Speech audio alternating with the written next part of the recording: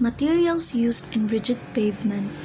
The Portland cement concrete commonly used for rigid pavements consists of Portland cement, coarse aggregate, fine aggregate, and water. Steel reinforcing rods may or may not be used depending on the type of pavement being constructed. A description of the quality requirements for each of the basic materials is presented in the following sections. Portland cement. Portland cement is manufactured by crushing and pulverizing a carefully prepared mix of limestone, marl, and clay, or shale, and by burning the mixture at a high temperature, about 2,800 degrees Fahrenheit, to form a clinker. The AASHTO specification lists 5 main types of Portland cement. Type 1 is suitable for general concrete construction where no special properties are required. A manufacturer will supply this type of cement when no specific type is requested. Type 2 is suitable for use in general concrete construction where the concrete will be exposed to moderate action of sulfate or where moderate heat of hydration is required. Type 3 is suitable for concrete construction that requires a high concrete strength in a relatively short time. It is sometimes referred to as high early strength cement. Type 1A, 2A, and 3A are similar to types 1, 2, and 3, respectively, but contain a small amount, 4 to 8% of total mix of entrapped air. Type 4 is suitable for projects where low heat of hydration is necessary, while Type 5 is used in concrete construction projects where the concrete will be exposed to a high sulfate action.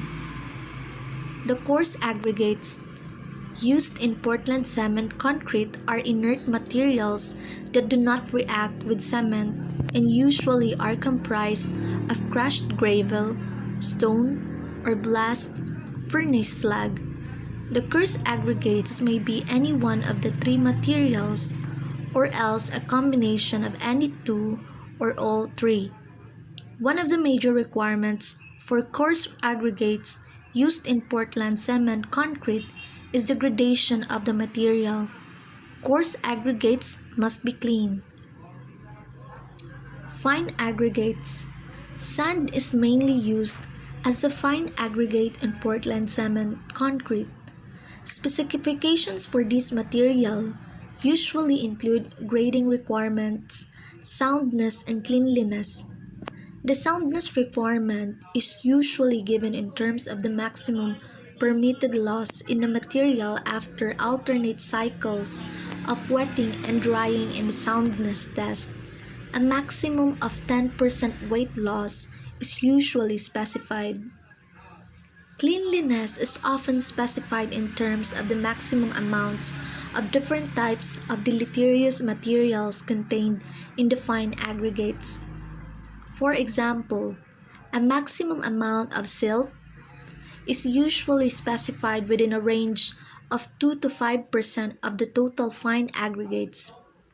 Since the presence of large amounts of organic material in the fine aggregates may reduce the hardening properties of the cement, a standard test also usually is specified as part of the cleanliness requirements.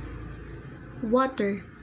The main water requirement stipulated is that the water used also should be suitable for drinking. This requires that the quantity of organic matter, oil, acids, and alkalis should not be greater than the allowable amount in drinking water. Reinforcing steel.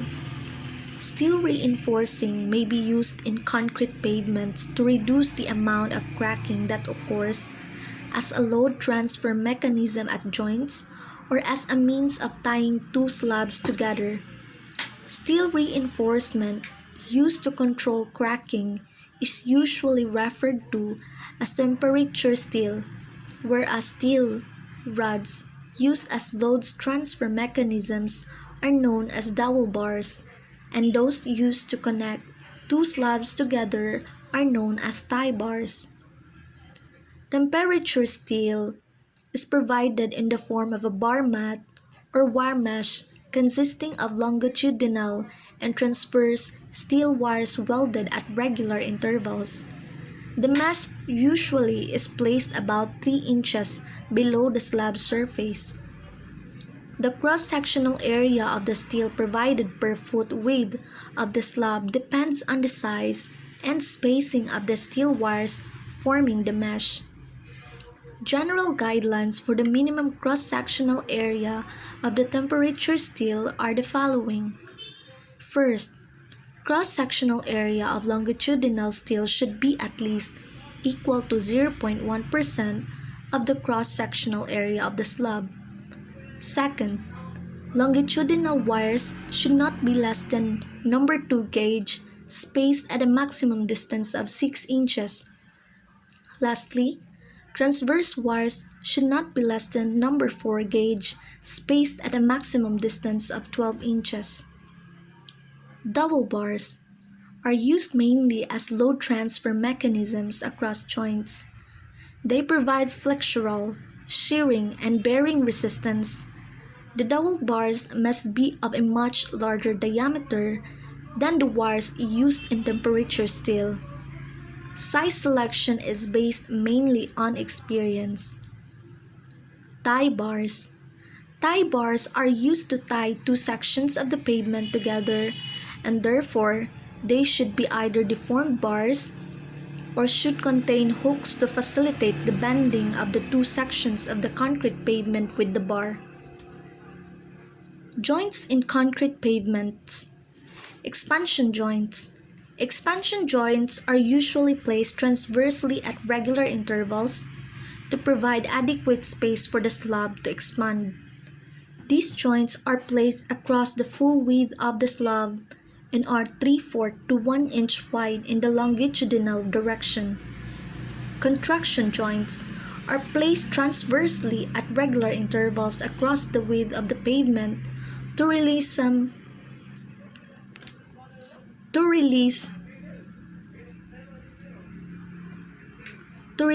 of the tensile stresses that are so induced. Hinge joints.